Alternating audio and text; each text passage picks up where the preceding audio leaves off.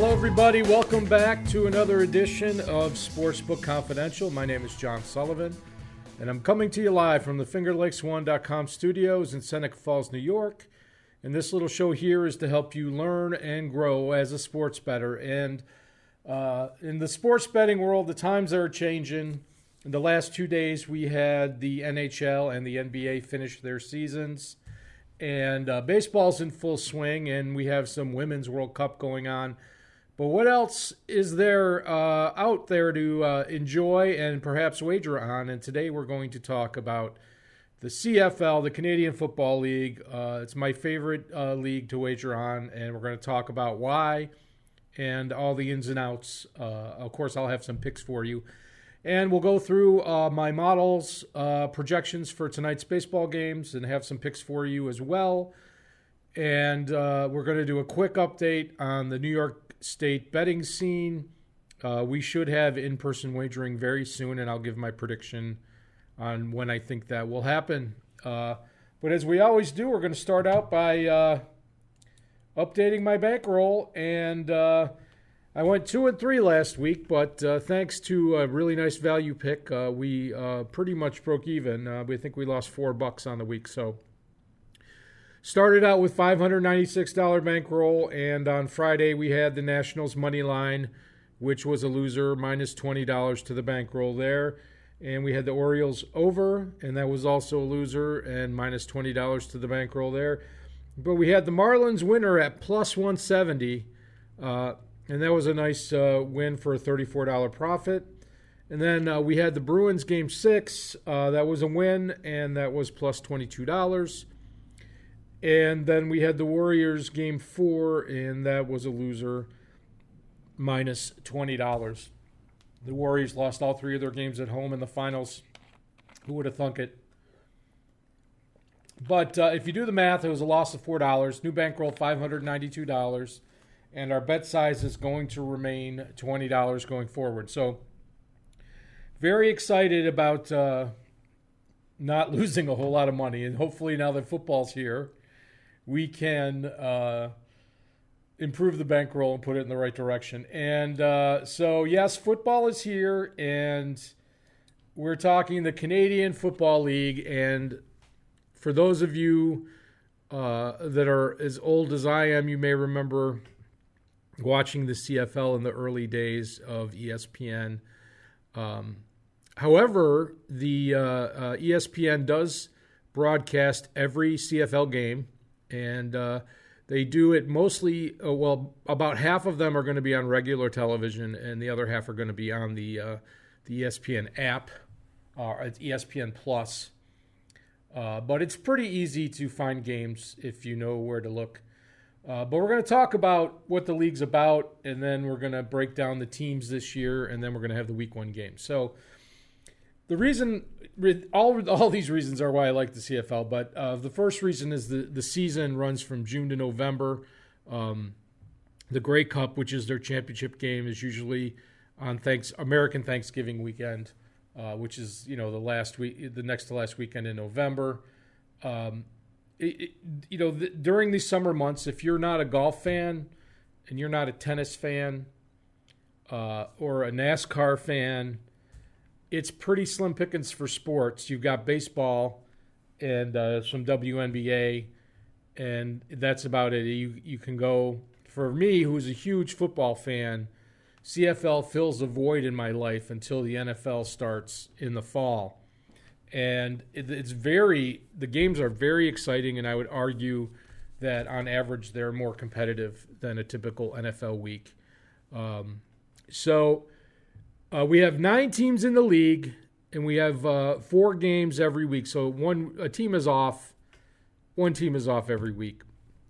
And the reason I point that out is because with 4 games, you can literally watch every game of the season. And people say, well, 4 games, that's a lot of football games.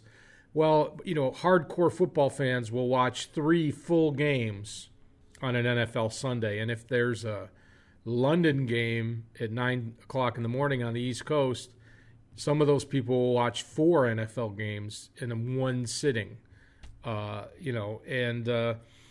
The CFL is very smart that they don't let their games overlap. So there's never two games going on at the same time. And that allows you to watch all the games. And I will point out that the CFL does a great job with their video content. And if you miss a game, they have condensed games on, usually find them on YouTube or on their website. And you can get like a little 10-minute recap of what happened in a game if you missed a game. So if you don't have time to sit through a whole football game, you can just watch the highlights and really get filled in on what went on. But if you're able to watch every game that the league has to offer, you can have a pretty good idea of the strengths and weaknesses of each team, which players are the difference makers, which coaches are better in-game decision makers, et cetera, et cetera. And also I want to point out that 6 teams make the playoffs of the 9, which seems a little ridiculous for a regular season to have 6 of the 9 teams make the playoffs. The playoff system's very interesting, but the point is, if the team is eligible for a playoff spot, they're never out of it, no matter how bad their record is, and that makes the games mean something as they go through the season. It's not until the last 3 or 4 weeks, of the season that a team is actually eliminated from the playoffs. So games are very competitive, and the regular season is important. And even though 6 teams make the playoffs. So you talk about the field dimensions of the CFL. It's a longer and wider field. It's 110 yards from goal line to goal line, and then there's 20-yard end zones on top of that. The goalposts are in the front of the end zone instead of in the back of the end zone. It's a different game. The football is actually a little more pumpkin-shaped than an NFL football, so it's a bigger football, a little tougher to throw, and there are also 12 players on the field instead of 11 on each side. And also there is unlimited motion on offense, which means every player in the backfield can run around in any direction they want as long as they don't go off sides before the snap. And there's also I didn't put it on the screen here, but there's a 1-yard neutral zone, which means the defense has to line up 1 yard away from the ball that the offense is about to snap. So because of that, teams in the CFL go for it on third down. There's only 3 downs instead of 4. So they go for it, on third and short more often, even in their own end of the field. So another few more interesting things about the CFL. No fair catches. Every punt and kickoff must be fielded. There's a 20-second play clock instead of a 35-second play clock. Fewer timeouts. They get 2 timeouts per game. I believe that you can only use one of your 2 timeouts in the last 3 minutes of the game. They do have a challenge system. It changed this year. It used to just be 1 challenge. Now you get 1, and if you win it, you get a second one. But if you lose your challenge, you lose a timeout, and you don't get another chance. In the CFL, there are more ways to score and score quickly. You can score on a kickoff or a punt. You can score a single. You can use the kicking game to try and score. They have what's called, I call it an onside field goal, but you can actually make an onside kick at any point in the game by setting up for a field goal or a punt. You can look on YouTube if you want to see how those plays work. It's very interesting.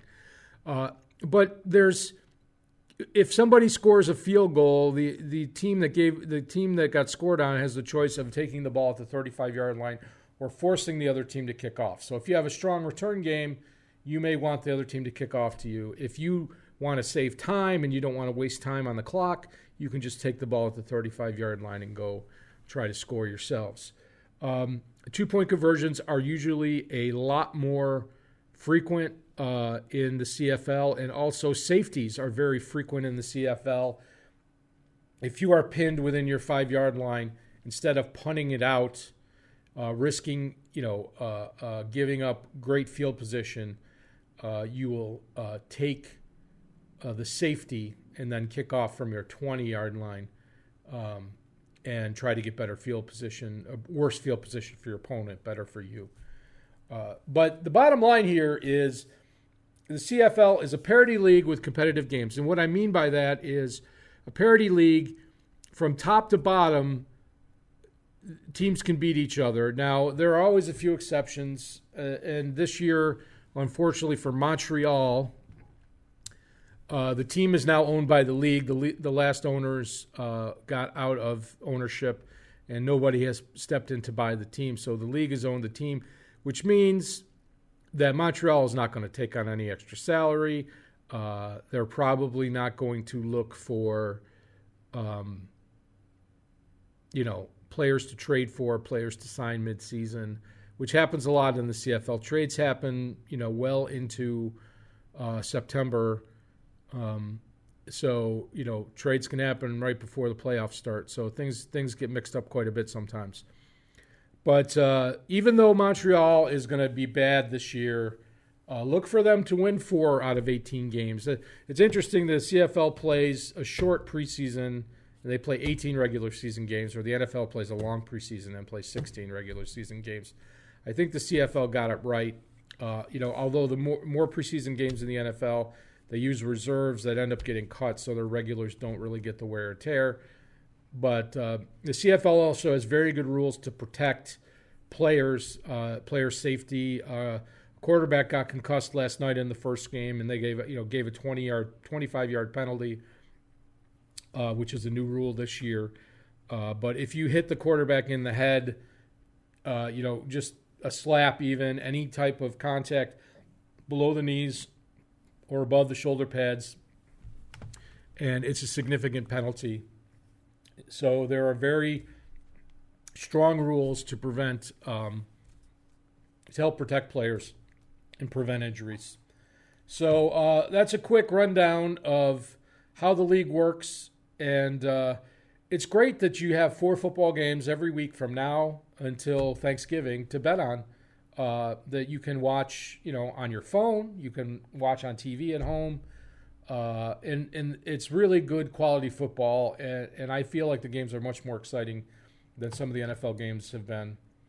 So let's take a look at the league, and I pulled some futures odds. These are a few days old, so odds may vary from sportsbook to sportsbook. But for those of you that do watch the show regularly, a couple weeks ago I did a show on football futures, and I covered the Grey Cup, the favorites to win the Grey Cup. And I'm going to go through the teams quickly right now and tell you what I know about them and what I think will happen here. So we're going to start off with the defending champion Calgary Stampeders. They just re-signed their quarterback, Bo Levi Mitchell, and he is the best quarterback in the league, best overall over the last 5 years. He did not sign an NFL deal. He tried out for several teams, but nobody would guarantee him a chance at a starting job in the NFL, so he went back to the CFL. And he's got a couple of championships under his belt. Stampeders have won the West for the last 3 years, I believe. And they have the same quarterback. They have the same coach.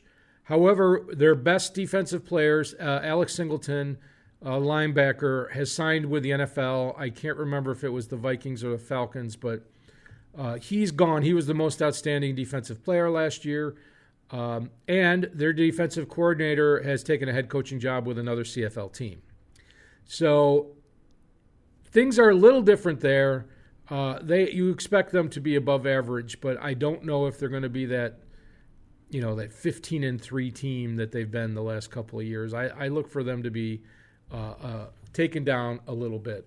So next up is the BC Lions, and they speaking of their new coach, Devon Claybrooks was a defensive coordinator at Calgary. He's a guy that's going to know how to beat Calgary. So I look for BC Lions to be more competitive right off the bat. Also, they have Mike Riley, the former quarterback of the Edmonton Eskimos, who I argue is the best passer in the CFL. You could say Bo Levi Mitchell is. I think Riley's a little bit better. I actually think plus 500. I think the BC Lions are my favorite to win the Cup this year. I think plus 500 is a little high for them, but if you can get that at 600 or 700, I would hop all over it. Again, it's the beginning of the season. Things can change. Trades can happen. Injuries can happen. Suspensions can happen. But the BC Lions, they play in a retractable dome, and the weather's always perfect there, and it's going to be, an air raid with Mike Riley, and they have really fast, quality receivers and a good return game, and I like everything about BC this year. The Ottawa Redblacks are in the East. There's 4 teams in the East, and Ottawa and Hamilton are probably the 2 better teams in the East, because two teams from the East are guaranteed to make the playoffs. Ottawa has Dominique Davis as their quarterback, kind of an unknown quantity as a starter. I don't think he's going to be horrible, but it's going to be a different kind of game for the Red Blacks this year, and they don't have William Powell either. I feel like longer odds for them. The only reason their odds are so good is because they're probably one of the favorites in the East, so they could have one home game to make it to the Grey Cup. That's why the odds are stacked that way. But boy, the East is going to have to shake itself out. There's a lot more question marks in the East than the West. And they have a very good coach in Campbell for the Red Blacks, and the defense should be good again.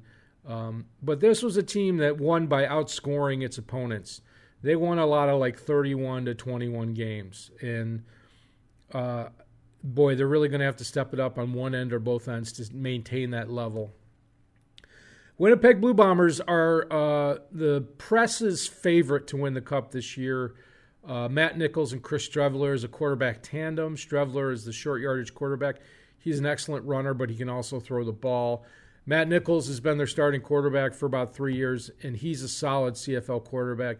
I just don't think he's on the same level as Riley and Bo Levi-Mitchell and even Trevor Harris.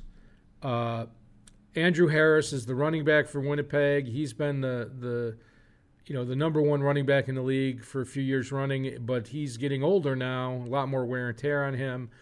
I just don't see this team. They have a good defense with Adam Big Hill and a few other players and some very fast receivers.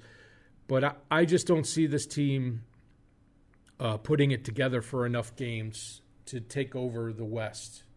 We'll see. Time will tell. We'll see them play this weekend and see how they look. But it's a long season, 18, 20-week season with your 2 byes mixed in. So we'll see how that pans out for Winnipeg. Now, I'm personally not on Winnipeg myself, and if I will fade them a lot for the first half of the season. Hamilton Tiger Cats already 1-0. They won last night 23-17 over Saskatchewan. Their defense was very impressive. Their offense was not. There's a new head coach this year. June Jones is out, so their high-powered offense has kind of taken a step back. They have 2 very good receivers in Brandon Banks and Luke Tasker, his son. But they'll be competitive. They'll definitely be competitive in the East. If you could get them at plus 800, that might not be a bad price, because they could easily make it to the Grey Cup game, and they would, you can hedge that bet. So, again, it's about staying healthy. They knocked out Saskatchewan's quarterback last night, so one of their players might get a suspension. Speaking of the Saskatchewan Roughriders, Zach Galeros, as I said, was knocked out on the 3rd play of the game. And without him, they're going to have quarterback problems. And I'm going to write them off. They've got a rookie quarterback that played last night that did very well, Isaac, and I forget his last name. It began with an H. And he came in and did very well. And they had the ball at about midfield with 5 seconds left, and he threw a Hail Mary, and it got there. It was intercepted, but it got to the end zone. It was a very impressive play. They have a very good defense, but I don't see them being competitive. I look at them as maybe an 8-8 or a 9-9 type of season for them, maybe 8-10. Edmonton Eskimos, this is the team that people are going to sleep on. Trevor Harris from the Ottawa Red Blacks, if he can stay healthy, is in a real good position to put up some huge numbers with the Eskimos. They have a decent running game. It's their defense that has been their problem, not their offense. Again, they were a team that would win games 35-25 type games. And Trevor Harris fits right into that style of, trying to outscore your opponent to win the game. And I feel like that this team is going to be more competitive than people think. I think they're definitely going to be better than the Rough Riders. So I look to get some value on the Eskimos in the first half of the season, see games where they can get a lot of points. And then you've got the Argonauts, who lost their quarterback, Ricky Ray, last year, and they've spent a lot of money on a quarterback named James Franklin, who has not played much and has always been more of a short yardage quarterback, which meant he ran the ball a lot. He's going to be the starter this year. With a year under his belt to learn the system, we'll see what he can do. Toronto, the East is so... There's 3 teams vying for 2 spots because Montreal is going to be horrible.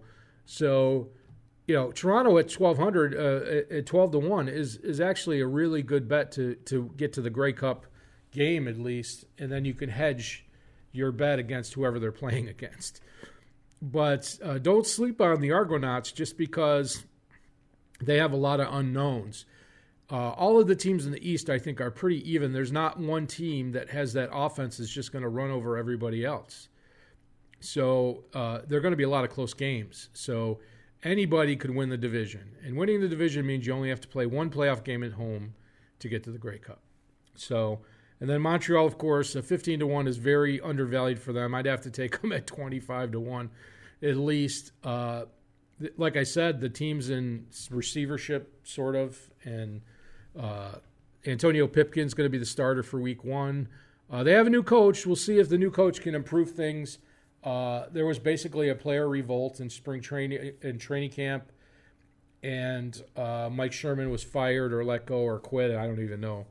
But once again, if the team cannot spend money to improve, it's going to be a long season for them. So we'll see what happens. And I am going to move along quickly here. We've got CFL Week 1. Tonight we have Alouettes at Eskimos. Eskimos minus 10, 51.5. I feel like that game's lined pretty appropriately. I'm very excited to see what the Eskimos can do. Alouettes actually have a really good defense, so I do not like the over there. Red Blacks at Stampeders on Saturday at 7. This was a rematch of last year's Grey Cup. Be interesting to see what the Red Blacks have. I expect the Stampeders to win this game. They've only lost like 2 games at home in the last 3 years or something crazy like that. Don't know what kind of offense the Red Blacks are going to have, so I don't like the total. I'm going to pass on that. And then the Blue Bombers at the Lions. Everybody's thinking Blue Bombers. I'm thinking Lions. I like the Lions at home here. The spread is -1. And the total's 51, and I actually like the over here as well. So we'll see where my picks end up. But we're going to move quickly on to Major League Baseball. And I'm going to try to rock through these real quickly so we can finish on time. The Diamondbacks at the Nationals. Nationals almost a run favorite. Not much value there. The Cardinals, slight favorites at the Mets. Mets has Steven Matz going -123. So there's a little value on the Cardinals there. The Pirates, 0.3 run favorites. +107 at the Marlins, -116. Marlins have been playing well. My model says take the Pirates. Phillies at the Braves. Braves, 0.68 run favorites, -139. That's not really bad value on the favorite. Padres, +113 at Rockies. 0.63 runs, -122. That's pretty good value on the Rockies there. Cubs, +120 at the Dodgers. 0.12 runs favorites. That would make me lean Cubs. Brewers, 1.5 run favorite, -140 at the Giants, +129. Of course, there's value on the Brewers at -140, but I think there's better value on the board. Angels, +153 at the Rays, 1.12 run favorites. minus 166. Not much value in that game. Moving on to the rest of the games, we've got the Indians, 0.3 runs, minus 156 at the Tigers, plus 144. Not a whole lot of value there. The Royals, plus 193 at the Twins, 1.67 run favorites, minus 210. Not much on that game either. The Yankees, 0.45 run favorites, minus 108 at the White Sox, plus 100. Like the Yankees tonight. Good value there. Blue Jays plus 257 at the Astros, 1.8 run favorites, minus 284. There's the game. There's always a game every week where you're getting this crazy number, plus 257, and you say, well, geez, if they have all their starters in, is it worth it? And, boy, you only have to hit that 1 of 4 times to make it profitable. Mariners plus 167 at the A's, 0.36 run favorites, minus 182. Obviously no value on the A's there. And the Rangers plus 0.29 run favorites, plus 146 at the Reds, minus 158. Smart money says take the Rangers. And Red Sox and Orioles had no line when I posted this, so don't have a consensus on that game at all. And before we get to my picks, I'm going to do a quick New York State betting update for you. And the official gaming regulations, the New York State Gaming Commission had a meeting the previous Monday, and they approved those regulations. And it was a very unceremonious thing. But the regulations should be posted in 15 to 30 days. So that means in-person wagering could start as soon as June 26th, which is just less than 2 weeks away. So we're hoping that by the end of this month, my prediction is by the end of the month or by the 4th of July, that we should have in-person wagering here in the Finger Lakes. And looking forward to that tremendously. Now, there's still a new bill in the New York State legislature that's trying to be passed by June 19th, which is coming up this next week. And it would authorize online wagering, and it would also authorize betting in large professional stadiums, such as Yankee Stadium and so on and so forth. And then also wagering at OTBs. And that bill may pass, but there's no guarantee that Cuomo will sign it. He says he's not going to sign any bills involving online wagering.